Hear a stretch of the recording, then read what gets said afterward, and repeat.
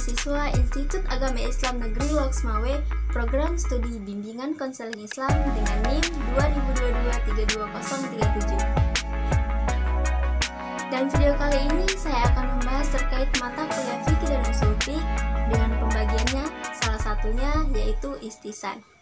Sebelumnya apa sih itu istihsan?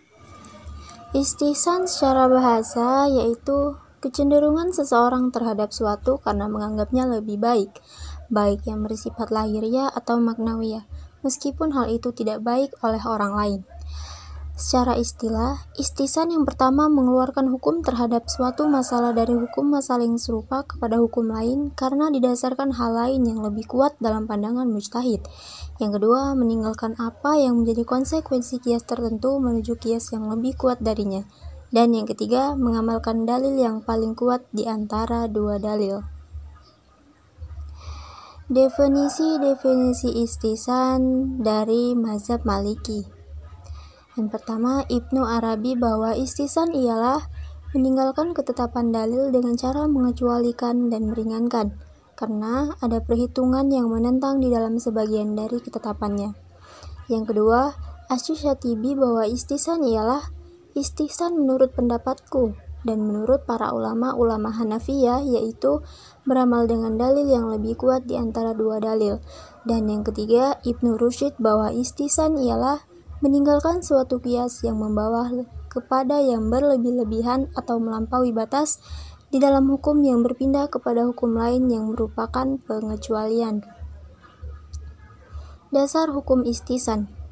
Para ulama mempertahankan istihsan mengambil dalil dari Al-Quran dan Sunnah bahwa kata istihsan dalam pengertian denotatif atau lafal yang seakar dengan istihsan, seperti firman Allah Subhanahu wa Ta'ala dalam surah Al-Zumar ayat 18 yang menegaskan bahwa pujian Allah bagi hambanya yang memilih dan mengikuti perkataan yang terbaik, dan pujian tertentu tidak ditujukan kecuali untuk sesuatu yang diisyaratkan oleh Allah.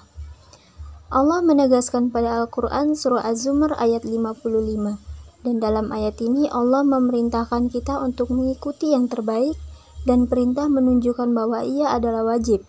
Dan di sini tidak ada hal lain yang memalingkan perintah ini dari hukum wajib. Maka ini menunjukkan bahwa istihsan adalah wajib.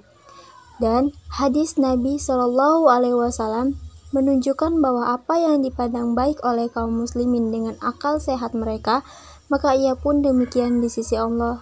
Ini menunjukkan kehujahan istihsan. Selanjutnya, macam-macam istihsan. Yang pertama, istihsan qiyasi. Istihsan qiyasi ini adalah bentuk pengalihan hukum dari ketentuan hukum yang didasarkan kepada qiyas hafi karena adanya alasan yang kuat untuk mengalihkan hukum tersebut. Alasan kuat yang dimaksud adalah kemaslahatan. Contohnya, bila seseorang mewakafkan sebidang tanah pertanian, maka termasuk yang diwakafkannya itu hak pengairan, hak membuat saluran air di atas tanah itu, dan sebagainya. Yang kedua, istihsan istisnai.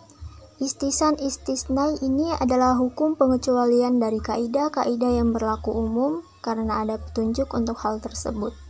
Contohnya, hukum jual beli al-salam, yaitu menjual sesuatu yang telah jelas sifatnya, namun belum ada zatnya saat akad, dengan harga yang dibayar di muka. Dan yang terakhir adalah kehujahan istihsan. Ulama yang menjadikan hujah dan dasar pemikirannya ada 3. Yang pertama ulama Hanafiyah, yang kedua ulama Malikiyah, dan yang ketiga ulama Hanabilah. Dan ulama yang tidak menjadikan dan dasar pemikirannya hanya ulama Syafi'ah. Terima kasih telah menonton video saya. Apabila ada kesalahan, saya mohon maaf. Saya akhiri dengan wabillahi taufiq wal hidayah. Wassalamualaikum warahmatullahi wabarakatuh.